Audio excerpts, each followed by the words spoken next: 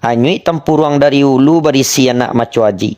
Untunglah ado saja dulu, kinilah baru batapati. Kain selendang dari Judah pusako niniak nan dahulu, sampai kini tasabui juo keganti suri jo tuladan. 3 bulan dikandung ayah sabalun karahim ibu, janji jo anak Allah juo kinilah baru basampaian. Lama sak rambai namani sebuah hindak banan mudo, surang rancak dan surang mani anak mandeh kaduonyo. Baringin di lereng ladang urek manjelo masu air, rantiang enggeran buruang nuri di dahan balam 3 gayo. Nak kanduang nan jolong datang, awi lah dapet minta air, litak lah dapet minta nasi, anak lah jadi orang disiko.